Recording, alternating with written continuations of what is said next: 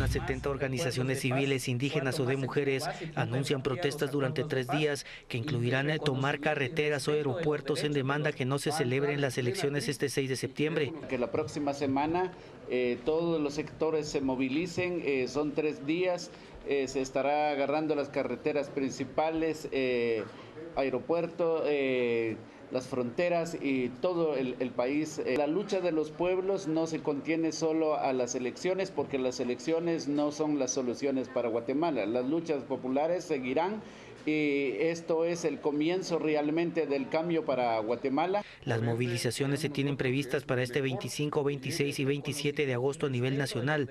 Según el Comité de Unidad Campesina CUC, los candidatos con tachas y la falta de una reforma a la ley electoral y de partidos políticos será el principal motor de estas protestas masivas. La demanda nuestra es que no se den las elecciones, no se dieron las reformas a la ley electoral de partidos políticos.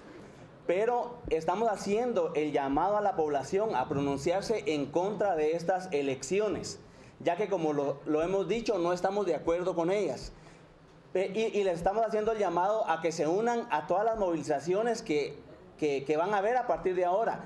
El Tribunal Supremo Electoral determinó que el 6 de septiembre se realice la primera vuelta electoral y el 25 de octubre la segunda. Según el TSE, ellos no pueden aplazar los comicios, solo podría ser por una orden de la Corte de Constitucionalidad. He de contarle también que un grupo de abogados ha solicitado de manera formal la no realización de las elecciones el próximo 6 de septiembre. En lo que va de la semana se han incrementado el número de personas y organizaciones que están solicitando se posterguen las elecciones generales 2015. Un grupo de abogados de la USAC se unen a la solicitud aduciendo que no hay candidatos de altura, además de los señalamientos de corrupción a los que optan a un cargo de elección popular. Los profesionales no quieren elecciones el 6 de septiembre. Lo que queremos es que se apoye definitivamente, que se tomen decisiones para que se paren las actuales elecciones, porque no hay condiciones para eso. El país está pasando por una crisis tremenda, los funcionarios que todavía persisten en el gobierno, como los diputados, han engañado al país, no han querido realmente realizar los cambios a la ley electoral y por lo tanto quieren seguir manejando a su manera y se han reído, se han burlado de la demanda popular que el pueblo viene haciendo desde abril. Según el profesional, se podrían estar uniendo a las manifestaciones que están anunciando las organizaciones civiles e indígenas que demandan el aplazamiento del proceso electoral. Para los ciudadanos, nuestro hashtag de la noche, nos vamos a las redes, tenemos ya bastantes mensajes con esa etiqueta para entrar en la discusión. Ricardo Berganza, el paro ciudadano es necesario, las protestas en la plaza no despeinan a quienes se aferran al antejuicio y los negocios sucios. J. Kim nos plantea, paro ciudadano, chapines hablan de lucha por el país, pero les paran el tráfico para ir a su trabajo de esclavos y ya no les gusta, es lo que nos dice. Josué, paro ciudadano, nuestro sistema está podrido, sin embargo, deberían de buscar el diálogo y buscar la menor repercusión posible. Mario, así se hagan todos los paros que sean, ya la suerte está echada. Fernando, si bloqueando calles se soluciona todo, bloqueemos todos los días para solucionar el tráfico. Absurdo es lo que dice Fernando. Sari, mis felicitaciones a don Pascual, la realidad es que ya estamos cansados de que los partidos se burlen del pueblo. Juan José, como medida de manifestación está perfecta, pero no consigue mayor logro objetivamente. Ingrid, por favor no bloqueen la movilidad y libre locomoción. No solucionan nada con esa medida sin sentido. Víctor, cuidado diputados, están jugando con fuego, se pueden quemar. Pueblo hastiado. Paola Mota Cabrera nos plantea, paro ciudadano, si se hace, que sea con el objetivo de sacarlos, pero si es solo por parar, los más afectados somos nosotros. Ana, debería de unirse CACIF, todas las cámaras y organizaciones para ser representativo, si no solo causa caos. Hoy, de CACIF, quien salió a dar la cara fue la Cámara de Industria y dijo que no estaba de acuerdo con la utilización de este tipo de medidas, fue lo que dijo el representante de la Cámara de Comercio. Julio, Guatemala está muy enferma, paros igual, síntomas de gravedad. Edgar, totalmente de acuerdo con un paro general. Estos candidatos no tienen derecho a ser electos porque son delincuentes. Y Lisset, con paro ciudadano, el irrespeto y abuso del Congreso, inacción del Tribunal Supremo Electoral, papel de la CC, provocan paro y se vendrán más. Tenemos derecho a actuar. Es parte de lo que se viene manejando esta noche con Paro Ciudadano, que es nuestro hashtag. Es momento de darle la bienvenida, las buenas noches y la palabra a la licenciada Carmen Lorena Ortiz. Gracias, Juan Carlos. Cristians, buenas noches. Al público televidente, buenas noches. Creo que hay que partir primero de ver qué es un paro. Y un paro no se debe confundir con bloqueo, con impedir la libre locomoción de los ciudadanos. Un paro nacional como tal o ciudadano, pero hablemos de paro nacional, que es parte de los términos que se está utilizando últimamente. Eso pasa por una paralización, ahí sí, del transporte, del servicio bancario, de la educación, de las actividades productivas. ¿Y cómo es que se logra eso? Es producto de un gran acuerdo a nivel de los diferentes actores del sistema político que se han organizado y que a través de sus liderazgos o de sus dirigencias han acordado suspender actividades. Esto que estamos viendo actualmente yo no lo calificaría como un paro, sino más bien como una marcha o como una serie de protestas más que lo que pretenden ahí sí es paralizar a la población, pero no debemos de verlo como un paro nacional.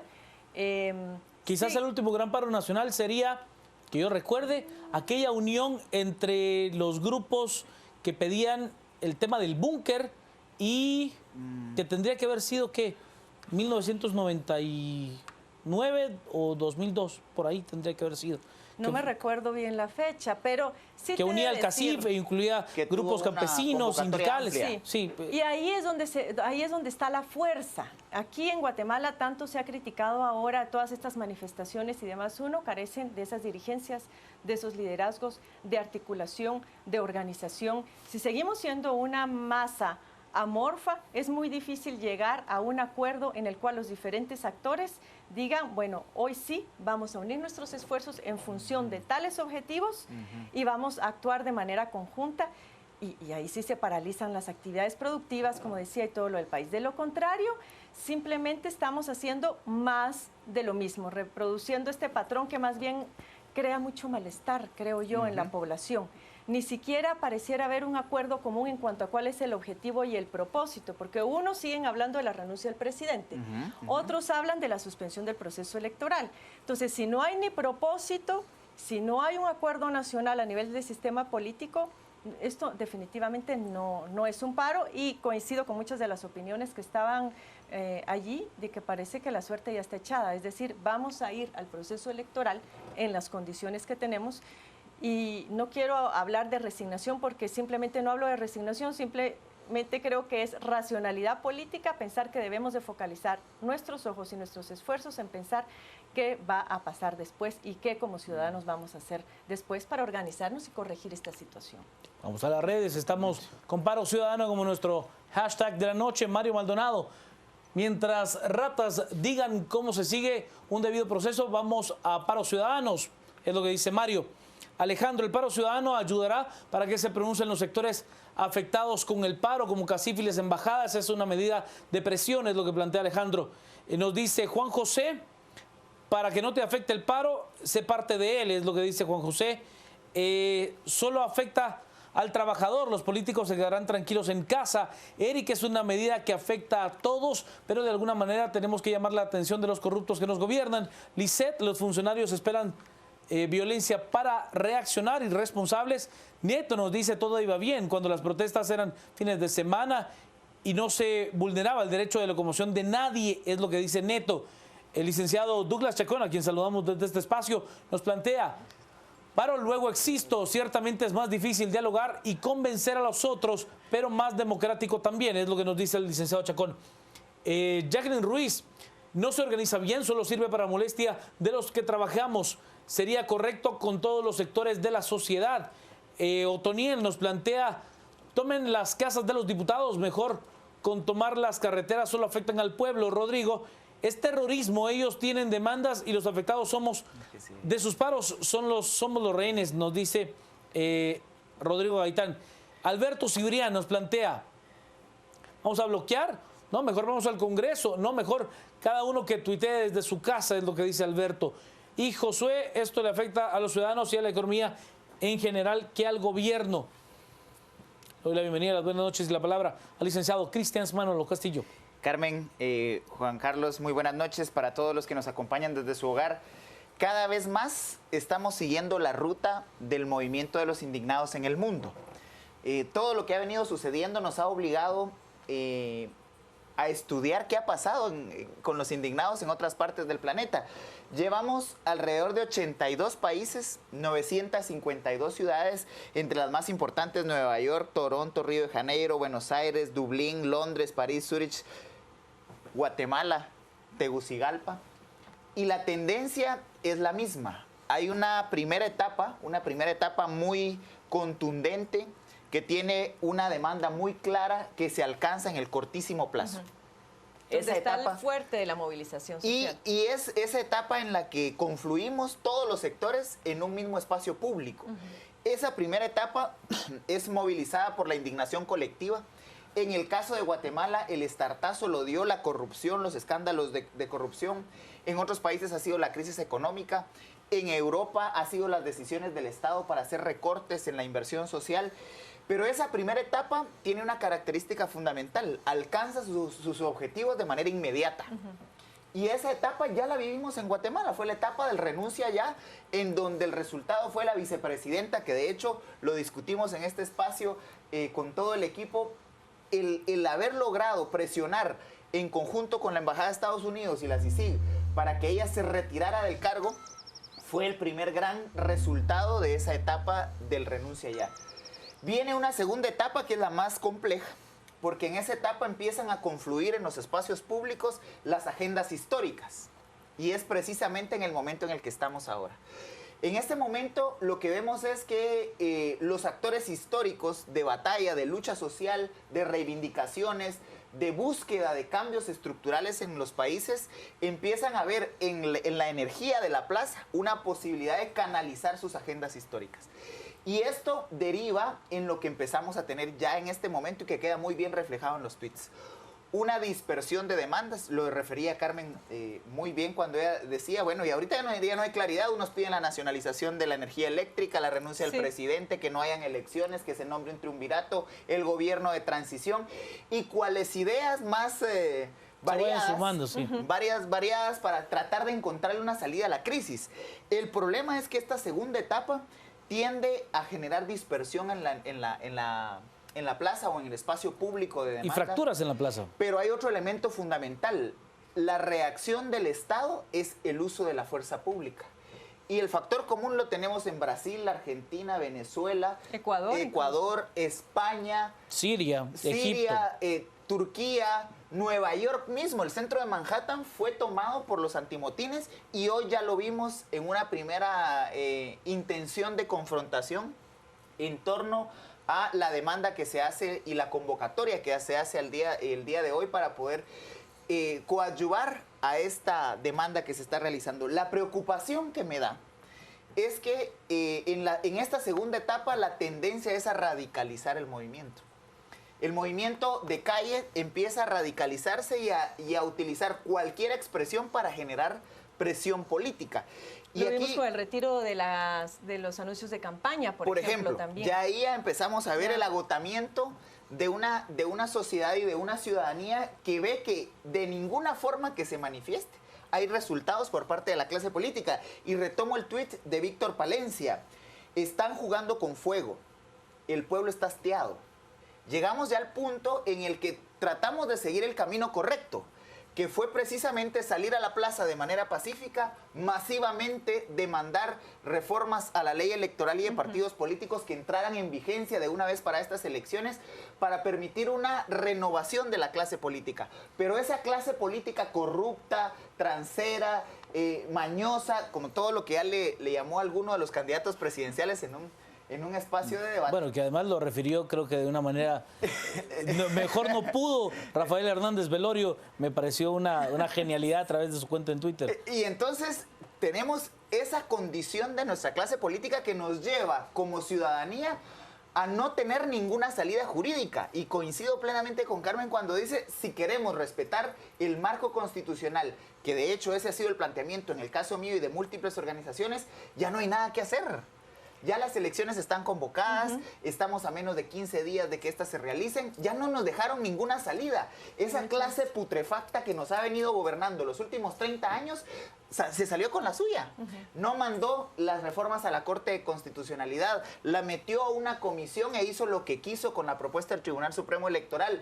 Ahora pimponean con el antejuicio y la reforma, y en definitiva lo que están haciendo es evitar cualquier reforma que permita que ellos salgan expulsados de un sistema político del cual se han nutrido durante 30 años. Y esto sienta un pésimo precedente porque vuelve a indicarle o a darle un mensaje a la ciudadanía de que la única manera que existe para resolver los problemas en este país es a través de los bloqueos, de este tipo de manifestaciones o a través de la violencia. ¿Pero el mismo sistema político cierra esas posibilidades, ¿verdad? El mismo sistema político reproduce, es decir, se nos dice, utilicen la vía institucional. Claro. Los ciudadanos han utilizado la vía institucional, pero se han cerrado puertas y ventanas, entonces al final vuelven otra vez a las viejas prácticas. Y tal vez... Solo voy a la red. Solo una acotación en ese sentido, Juan Carlos. Lo que plantea Carmen es fundamental y es lo que hay que evitar, y este es un llamado a todos los que estén interesados en generar un cambio por la vía de la presión. No hay que darle al Estado la excusa perfecta para reprimir este despertar ciudadano. Porque de lo contrario vamos a tener al ejército, a los antimotines y a la policía actuando por derecho, tratando de limitar las acciones en aras de garantizar el orden público. Y eso es darles una salida y una justificación para el uso de la fuerza que, insisto, ya ha sido la tendencia en no menos de 40 países de estos 82 que han vivido los indignados. Vámonos a las redes. Estamos esta noche con Paro Ciudadano como nuestro hashtag. Nos dice Coca Godoy, completamente de acuerdo con Carmen. Hay más afectación que solución. Irán quienes no trabajan, es lo que nos dice. Nos dice Gustavo, los ciudadanos ya estamos cansados de las payasadas de los políticos, las protestas pacíficas ya se están acabando, es lo que dice Gustavo. En Uchis nos dicen y nos descuentan el día y el séptimo. El extraordinario cineasta Mendel Semayoa está tuiteando con nosotros desde su cuenta oficial. Lo saludamos desde este espacio. El maestro Semayoa dice, las manifestaciones despiertan mucha incomodidad en la ciudadanía y las elecciones no, es el planteamiento del maestro Samayoa. El doctor Hernández, no creo que se logre un paro nacional. Los guatemaltecos difícilmente caminamos en la misma dirección. Rafa Deras nos plantea, a 18 días de las elecciones, ya ninguna manifestación o paro podrá evitar catástrofe más radicales, es lo que dice Rafa. Irma, no al paro, lástima que se tergiversó el plantón de los sábados, cada quien llevó agua a su molino, como Bernardo Silva. Mike nos plantea, bien dicho, un paro no debe confundirse con bloqueo. Alberto, por respeto hagamos el paro, ya que nos organice paros, le quita sociedad al movimiento cívico. Es lo que nos, haciendo un juego de palabras. Alberto, Eric del Cid, estoy de acuerdo para exigir que no se vote por ningún candidato a diputado el domingo 6 de septiembre. Apoyo total es lo que dice Eric. Y Neto, en el fondo, eso es bloqueo porque es entre semana y hay actividades necesarias que todos debemos de atender. Basta que los diputados se burlen del pueblo. Tribunal Supremo Electoral debe pronunciarse antes de que esto se vuelva un caos. Y Minor, paro general necesario ya. Fuera del legislativo ya no los queremos, solo se burlan de nosotros. Yo no sé si hay las condiciones para poder tener efectivamente un lugar de diálogo lo suficientemente amplio como para lograr un paro nacional, un paro de la actividad económica en su pleno desarrollo, como se vio, por ejemplo, en algunas de las manifestaciones en contra del régimen chavista en Venezuela, donde se tuvo casi un mes de paro de actividades económicas, un mes. Y además eran multitudinarias las columnas de personas y de los famosos sartenazos que se dan noche con noche. En este caso, Juan Carlos, y coincido con Carmen cuando lo planteaba también, hay una coincidencia, hay un consenso. Aquí ya vemos posiciones radicales y hay quienes afirman Algunos que sí hay que bloquearlo todo, a otros claro, que... Pero sí. el problema es que nos cierran, nos ponen entre la espada y la pared, porque solo nos dejan dos salidas. O vamos a elecciones con estos candidatos y los volvemos a reelegir y los tenemos 4 años más en el poder, o y tenemos que respetar el sistema, o el ciudadano dice, pero ¿de qué sistema estamos hablando? Claro. ¿De qué elecciones transparentes, puras, como lo establece el artículo 136 estamos hablando? ¿De qué libertad de elección? ¿De qué libertad de opción? Porque ni siquiera elegimos. Uno puede entender ese sentimiento ciudadano. Ahora bien, lo que tenemos que también valorar es que acaba de realizarse una encuesta por parte de Prensa Libre donde la mayor parte de ciudadanos decían que sí querían un proceso electoral. El tema está efectivamente en que no en estas condiciones. Más que democracia, lo que hemos experimentado últimamente es una dominación política lamentablemente nefasta para el país. Pero yo sí creo que tenemos que ser muy cuidadosos y ser, vuelvo a insistir, muy racionales. 18 días mencionaba ahí un ciudadano que nos quedan para llegar al proceso electoral. En 18 días no nos vamos a recomponer. Miren, hay muchas actividades ahorita dispersas. Justicia ya está convocando a sus propias actividades. Movimiento Cívico Nacional está convocando a sus propias actividades. Cada quien está tratando de organizar lo propio en función de distintos objetivos. En esa dispersión no se va a lograr absolutamente nada. No vamos a lograr organizarnos y establecer esos liderazgos que nos lleven finalmente a ese diálogo político que hubiera podido sacarnos de esta situación en 18 días. No se va a lograr. Y ojo que también hay muchas convocatorias que están avisando o llamando a los ciudadanos a distintas actividades, pero que son anónimas. No se sabe quién es la organización que lo está planificando. Con lo cual también lo que se puede tratar de provocar con esto es dispersión del movimiento, más fragmentación y no va a conducir a ningún lado. Claro. Yo sí creo que más allá de seguir con estas acciones dispersas que no van a ser efectivas en términos de lo que los ciudadanos, algunos ciudadanos demandan, deberíamos de estar pensando mucho más racional y estratégicamente en qué vamos a hacer después del proceso electoral. Ahora, en los distintos escenarios que Carmen, se nos puedan yo ahí quisiera yo solo hacer una acotación. De acuerdo, pero me parece que sí hay una vía antes de las elecciones.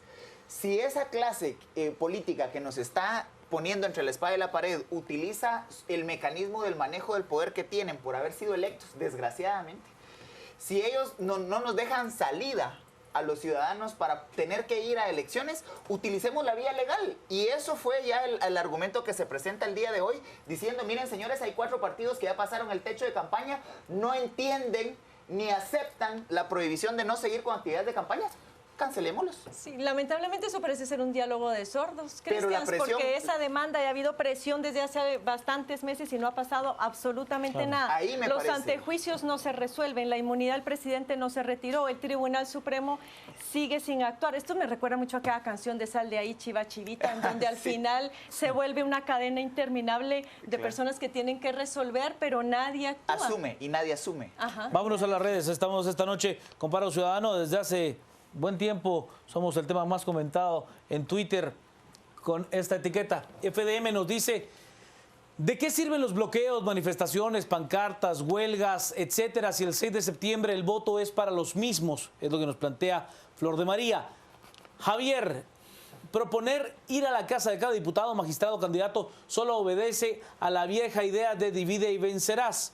Clau, sí apoyo, pero no estorbo organizado.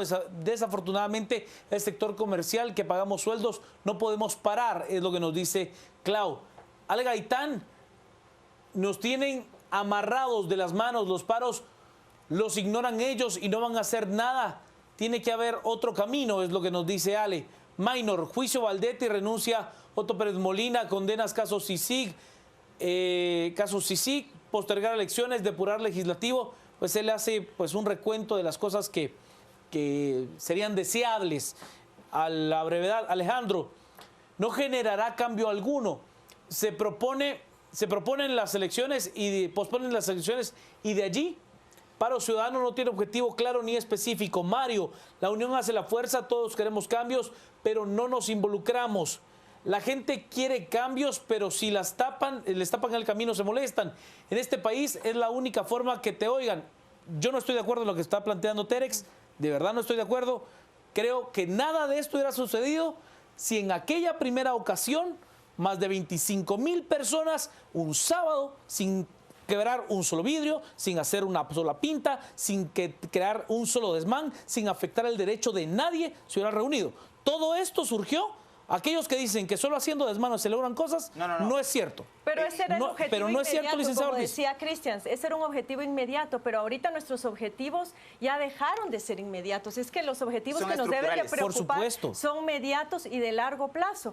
Y este movimiento espontáneo no nos va a dar las soluciones a esos otros objetivos. Por eso insisto en que tiene que haber una mayor organización y una mayor racionalización de estas organizaciones y de este proyecto para que podamos salir adelante. Y peor aún, corremos el riesgo de truncar el despertar ciudadano y la energía que tiene para promover cambios estructurales. Sí, porque nos vamos a mantener en colisiones permanentes hasta que nos sigamos fragmentando y haciendo más pedacitos. Ahorita ya vemos las voces radicales que dicen los que van a paro son comunistas, son guerrilleros, y hay quienes están diciendo no, el sector neoliberal y el sector tradicional de poder está evitando que está defendiendo el sistema. Esa es precisamente la tercera etapa del movimiento de los indignados en el mundo y ha sido el factor común en la mayoría de los movimientos que hasta el momento se han presentado. Se pasa a una etapa de reformas del sistema político, de representación y de elección.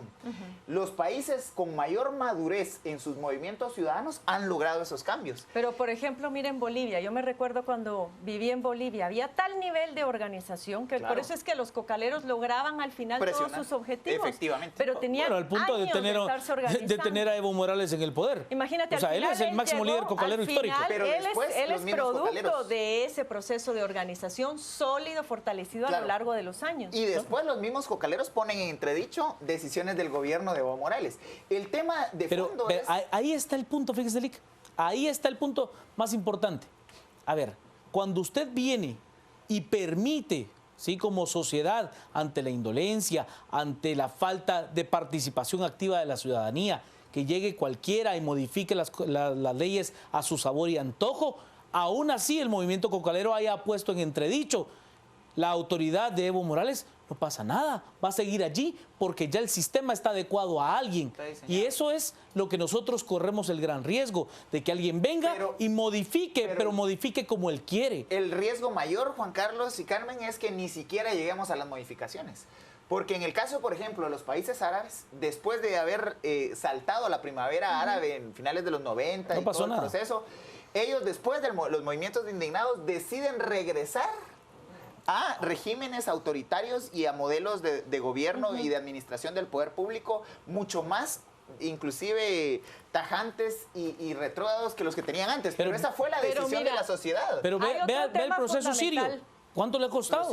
¿Cuánta sangre se ha derramado en ese proceso? Y siguen en la batalla. Y siguen en la batalla. Entonces, y ya es una cuestión de armamento, ya es una cuestión... Otra clave, creo yo, y otro componente de todo esto es que ese tipo de países tiene un proceso bastante fuerte de nacionalización. El sentimiento de nación es poderoso. En este país no hay manera que nosotros logremos generar ese sentimiento de nación, esa unidad. Y la verdad, a veces me pongo a pensar si es porque nosotros como guatemaltecos no lo hemos logrado o es que varios factores han confabulado para evitar deliberadamente que nos unifiquemos y que tengamos ese sentimiento de nación que ahí sí nos permitiría hacer frente a situaciones tanto no solamente internas de política nacional, sino también a nivel internacional y poder posicionarnos en ciertos temas con cierta dignidad, que es lo que actualmente vamos a las redes. Hacer. A las redes que tenemos esta noche, pues muchísimos mensajes con Paro Ciudadano como nuestro hashtag. Jackie Escobar, ya las elecciones están convocadas, ya no se puede hacer nada lamentablemente. Ariel, no hay forma legal de conseguir reformas. Los empresarios invitan a votar, o sea, no quieren las reformas ahora, es lo que plantea Ariel. La señora Paulina Aris nos dice para este jueves 20 de agosto, no hay solicitud o requerimiento de protestas, son manifestaciones en rutas principales como Pacífico, San Juan, Roosevelt o Aguilar. Esto es lo que plantea en su cuenta de Twitter el intendente de la PMT, Amílcar Montejo. Es parte de los mensajes que tenemos. Nos dice el analista de este espacio, Hugo Novales, paradójicamente medidas más extremas llegan cuando las manifestaciones son menos concurridas. No lo hace menos legítimo, es lo que plantea el licenciado Novales, analista titular de este espacio. Nos dice, no hay salida, esto se arregla a golpes, es lo que nos plantea. Ese es el problema. Entonces, ¿mañana sí habrá o no habrá paro? Con paro me refiero a bloqueos en las calles. Hay convocatorias de parte de algunos grupos a sí tener pues, paros en algunos puntos estratégicos de la ciudad. Respondiendo a su pregunta. Byron nos plantea, seguimos tan fragmentados, unos dicen hagan, otros objetan a los que quieren hacer algo. Cuando hay voluntad, todos podemos hacer. Obviamente al ciudadano, con postergar las elecciones no cambia nada. Paro ciudadano, reformas a la ley electoral, aplican a la siguiente. Pues entonces hagamos un paro y saquemos de una vez por todas al presidente, diputados y candidatos corruptos. Rubén Herrera, hay que tener cuidado, podrían haber grupos vendidos que piden cosas distintas para confundir a la población. Ha sucedido, es correcto, en varias partes del mundo. ¿Creen que el paro ciudadano e impedir la libre locomoción afecte a los políticos, presidentes o diputados? Solo afecta a mi familia, es lo que plantea Carlos. Pablo Gómez, si no hay reforma a la ley de partidos políticos, mientras tanto que no haya elecciones, es lo que nos dice Pablo. En neto, el funcionario se queda en su oficina con aire acondicionado, al ciudadano de a pie le toca sufrir. El señor Galindo, yo estoy a favor del paro, no me molesta que hermanos guatemaltecos expresen lo que muchos sentimos, pero no podemos decir, Edgar, el paro ciudadano no es la solución. Que me digan un caso exitoso con logros de bloqueos en este país, es lo que nos dice Edgar. Y también nos plantea Ariel, el movimiento Renuncia Ya no consiguió la renuncia, fue orden de la Embajada de los Estados Unidos, no seamos ingenuos. Sin el apoyo de la ciudadanía en las calles, tampoco hubiera sido así de fácil, Ariel.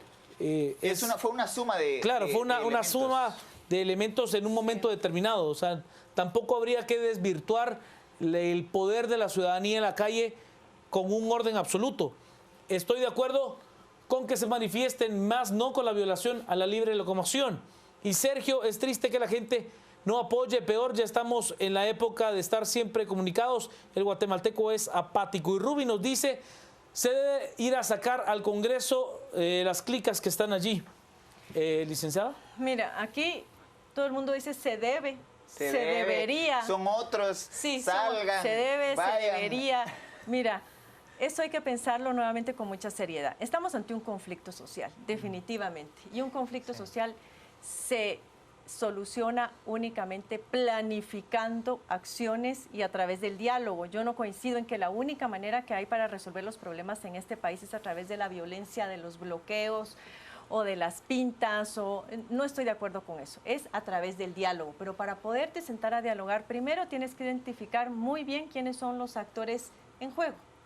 Luego de haber identificado quiénes son los actores que están en juego, identificar cuáles son los intereses y las necesidades de esos actores, de manera de encontrar esos puntos de intersección, esos puntos de interés común sobre los cuales tienes que llegar y tratar de convencerlos, generar un diálogo para llegar a un acuerdo sobre una preocupación común.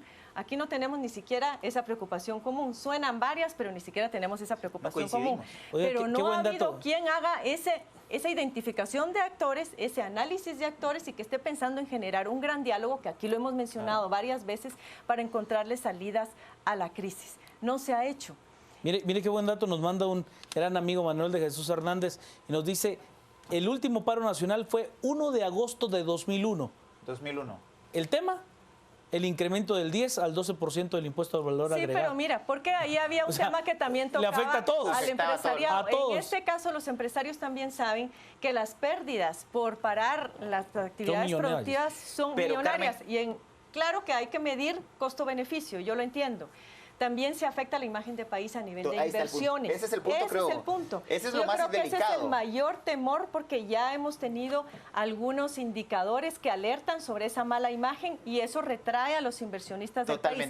En una situación como la que estamos viviendo en Guatemala, de una crisis financiera profunda que anticipa conflictividad para el otro año, porque el Estado no va a estar en capacidad para brindar ninguno de los servicios que por la Constitución tendría que brindar, resultaría posiblemente peor. Entonces, por eso creo que hay que analizar muy bien todos esos escenarios y esas posibilidades que nos llevarían a un famoso paro o no. Y ahí tal vez entraría mi tercera y última conclusión respecto de lo que he estudiado de los movimientos de indignados en el mundo. La tendencia en la mayoría de todos los países que han tenido indignados es pasar a una profunda y aguda crisis económica. España con la crisis del paro, Grecia con poner en riesgo inclusive la Unión Europea.